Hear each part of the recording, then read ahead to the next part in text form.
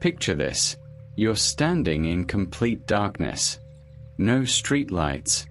No phone screens. No glow from distant cities. Just you and the night sky, exactly as our ancestors saw it 5,000 years ago.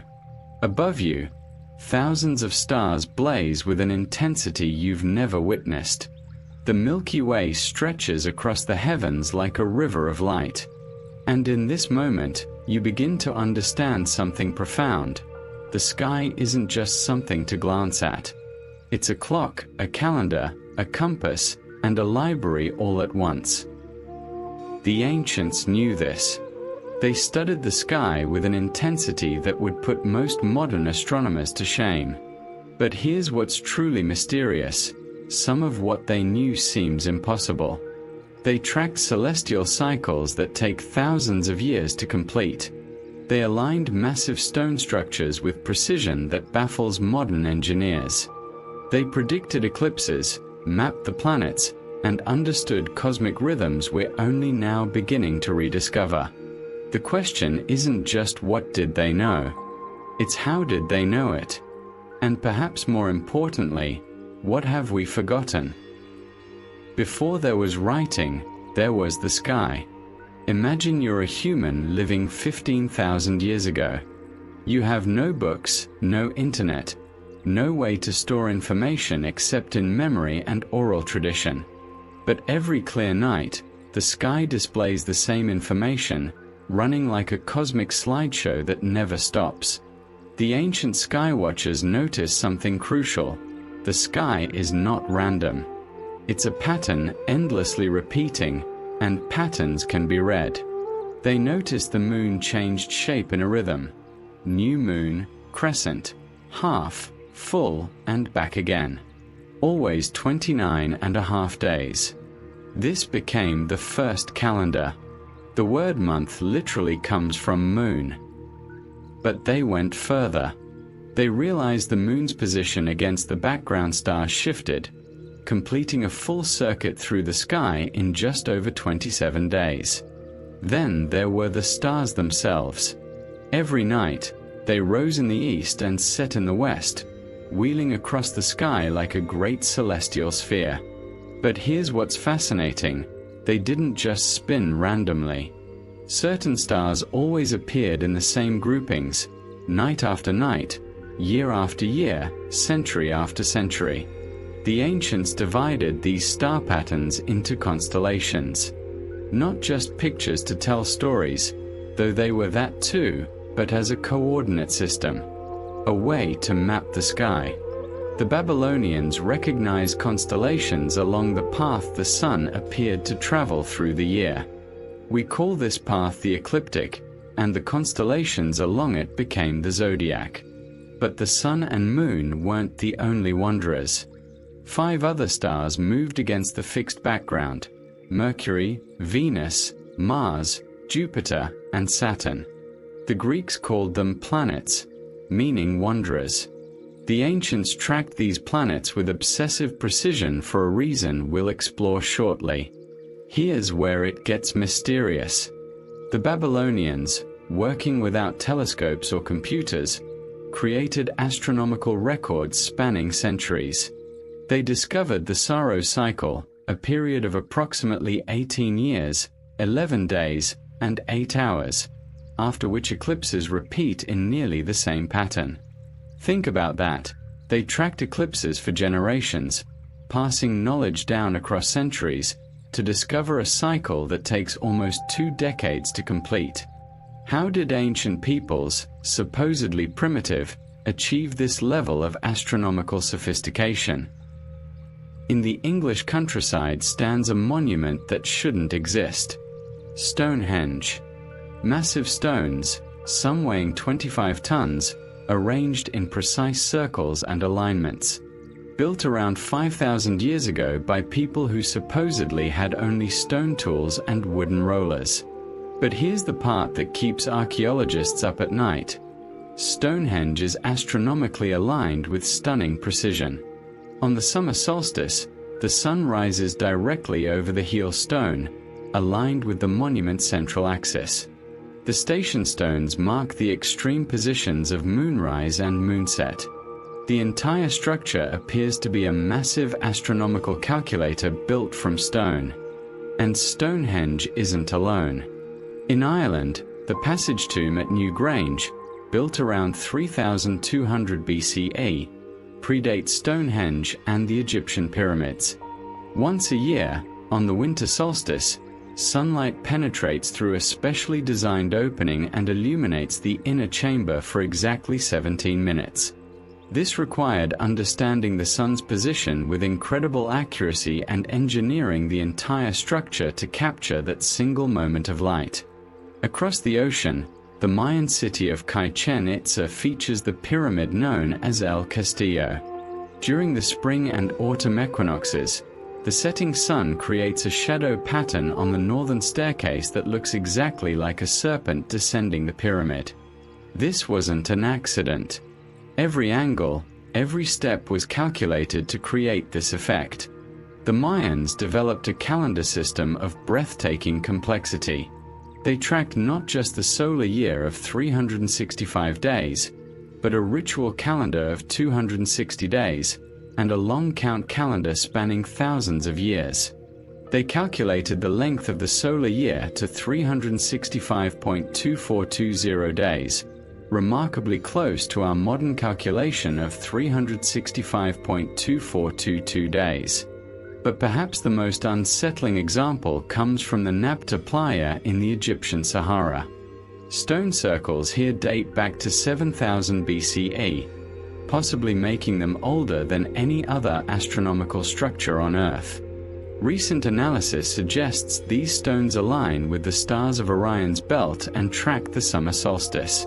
7,000 years before Christ, someone was building astronomical observatories in the desert.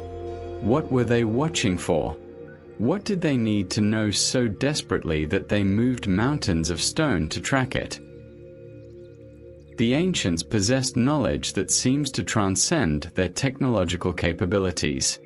Let me tell you about something called precession. It's one of the most extraordinary astronomical phenomena, and ancient peoples knew about it even though it takes 26,000 years to complete one full cycle. Here's how it works. Earth doesn't just spin on its axis. It also wobbles, very slowly, like a spinning top winding down. This wobble changes which star appears at the north celestial pole. Right now, it's Polaris. But 5,000 years ago, it was Thuban in the constellation Draco. In 12,000 years, it will be Vega.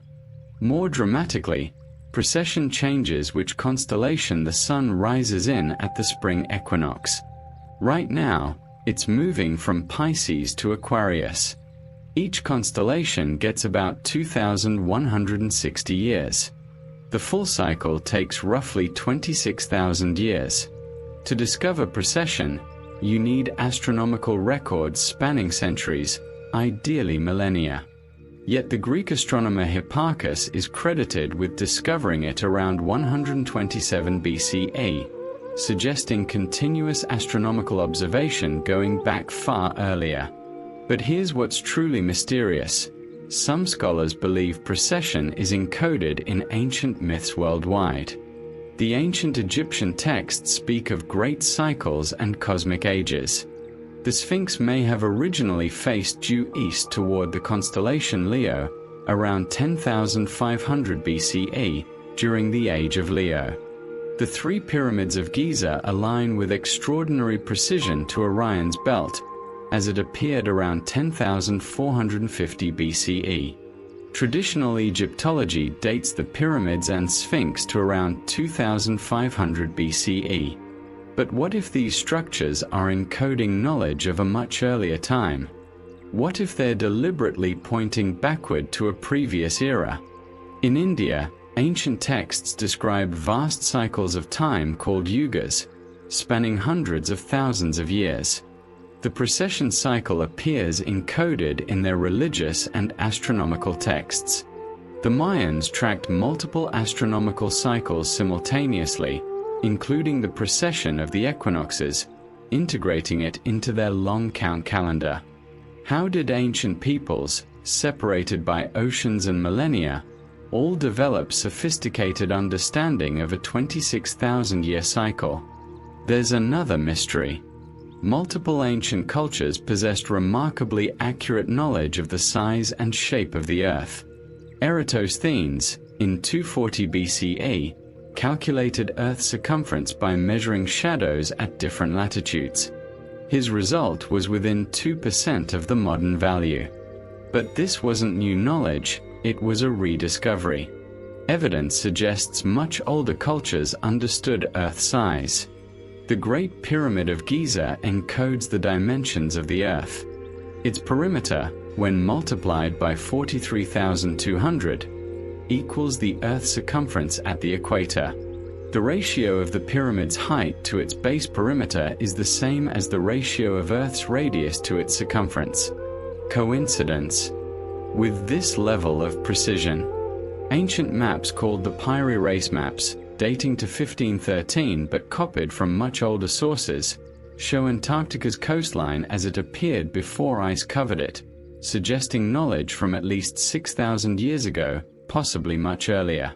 The mystery deepens. Ancient peoples also demonstrated sophisticated understanding of the planets.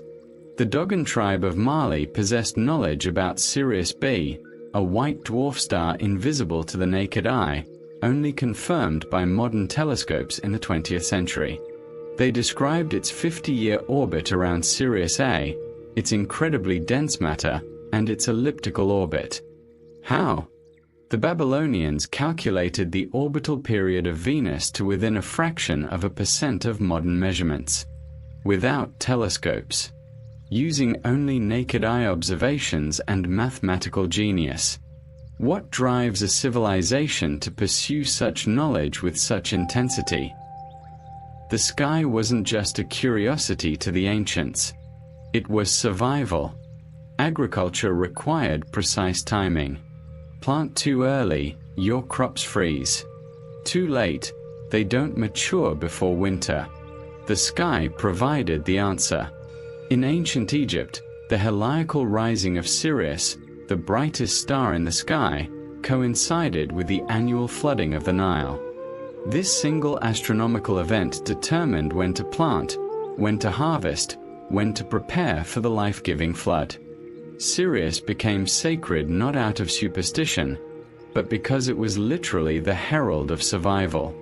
The Polynesians developed perhaps the most remarkable practical application of astronomical knowledge: celestial navigation. Without instruments, they sailed across thousands of miles of open ocean, navigating by the stars, wave patterns, cloud formations, and bird migrations. They memorized the rising and setting positions of hundreds of stars. They knew which stars passed directly overhead at specific islands. They created mental maps of the ocean based entirely on celestial observations. When European explorers arrived with compasses and sextants, they were astonished to find the Polynesians had already colonized islands separated by vast stretches of water.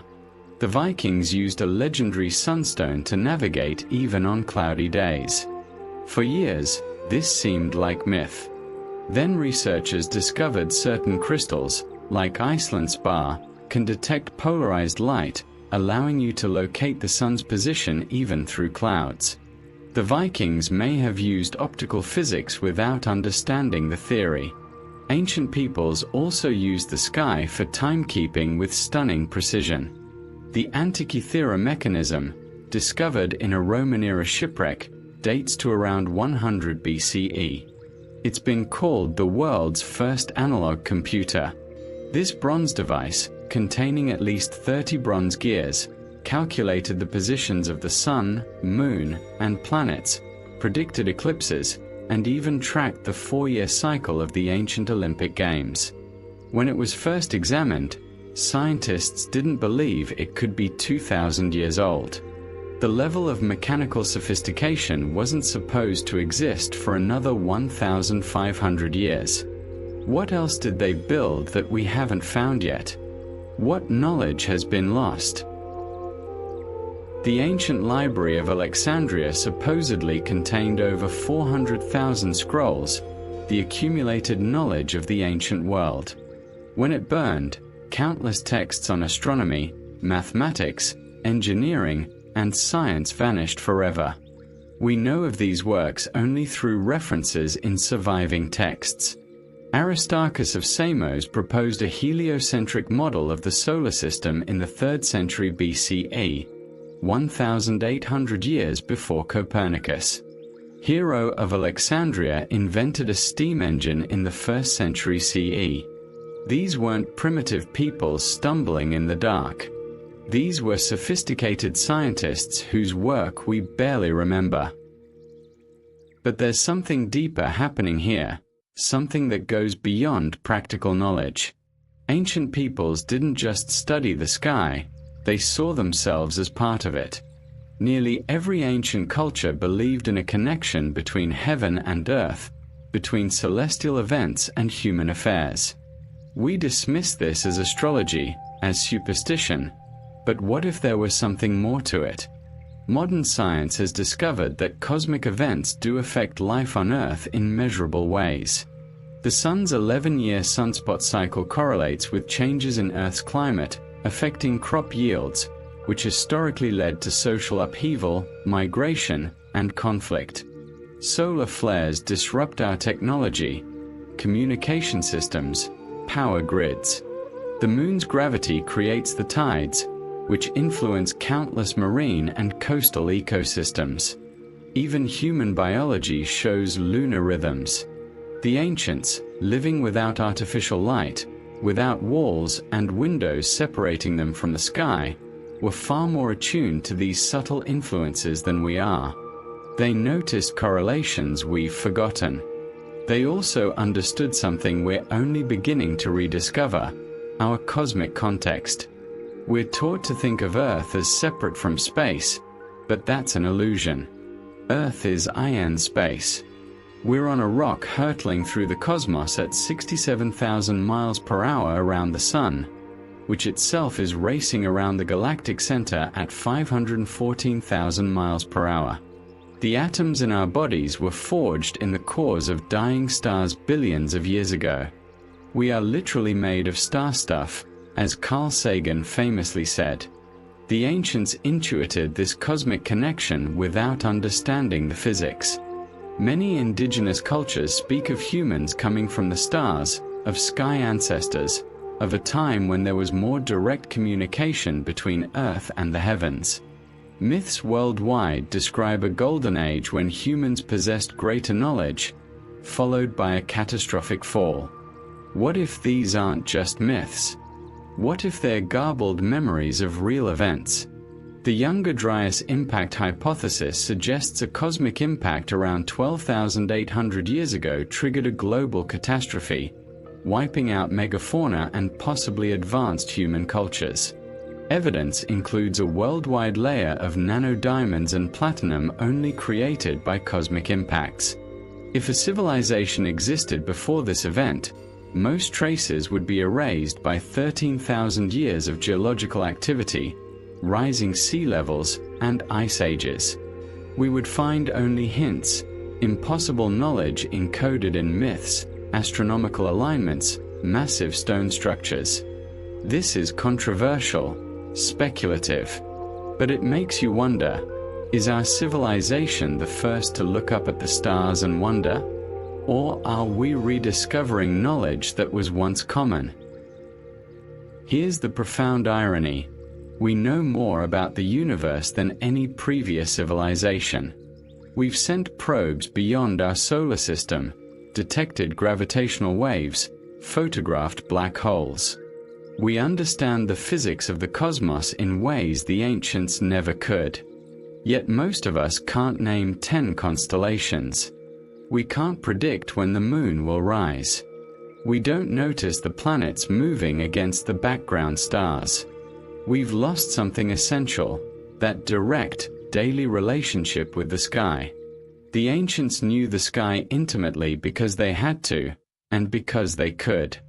Without light pollution, they saw the cosmos in its full glory every night. They notice patterns because those patterns were visible, constant, and crucial to survival. But they also watched the sky because it filled them with wonder, because it connected them to something larger than themselves, because in the movements of the stars, they saw order, beauty, and mystery. We're beginning to rediscover some of what they knew. Modern archaeoastronomy reveals the astronomical sophistication of ancient sites. We're finding that so-called primitive peoples possessed knowledge that rivals our own in specific domains. Perhaps the real question isn't what did the ancients know, but what can we learn from how they knew? They observed patiently across generations. They passed knowledge down through time with dedication and precision. They didn't separate science from spirituality, the practical from the profound. They understood that knowledge of the cosmos was worth pursuing for its own sake. Tonight, if you can, go outside. Let your eyes adjust to the darkness. Look up. Those same stars the ancient astronomers studied are still there, still following the same patterns, still telling the same stories. The sky hasn't changed. Only we have. But the knowledge is still there, written in the stars, waiting for anyone willing to look up and wonder. The ancients knew that wisdom doesn't just come from books and screens. Sometimes, the greatest library is the one above our heads, open every clear night, free to anyone who takes the time to read it. What they knew about the sky was this: it's not just something out there. It's part of who we are, where we came from, and where we're going. And that knowledge is available to us too, if we're willing to step outside, look up, and remember.